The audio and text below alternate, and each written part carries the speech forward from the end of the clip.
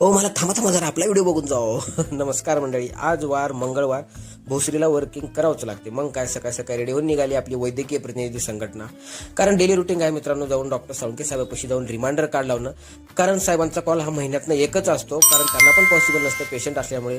त्यामुळे आपल्याला जाऊन सकाळ सकाळी रिमाइंडर कार्ड लावलं लागतं. रिमाइंडर कार्ड साहेबांच्या टेबलावर ठेवलं. मग काय आपल्याला भोसरीमध्ये वर्किंगला जायचं होतं. मग इथे डॉक्टर गायकवाड सरांपाशी हे भलीमोठी आपल्या वैद्यकीय प्रतिनिधी संघटनाची लाईन थांबली होती. कारण त्या बी लाईनमध्ये आपल्याला समावेश व्हायचं होतं. सगळे वैतागून थांबले होते. काय करता मित्रांनो, काम आहे, करावं लागतं. प्रेशर असतं, साहेबाचं प्रेशर, त्यांच्यापेक्षा मोठ्या साहेबाचं प्रेशर, मग शेवटी असतं कंपनीचं प्रेशर. मग काय सगळ्यांना घेऊन चालावं लागतं. अशा प्रकारे मग सत्यम भैया हे इस्माईल दिले. इस्माईल देतात. मग आतमधून एक पेशंट बाहेर आले, कारण साहेब जातच होते. कारण पावसाचा पण अंदाजा होता, बाहेर वातावरण पण खूप बिघडलं होतं. मग काही इथंच आम्ही वाट बघत बसलो होतो.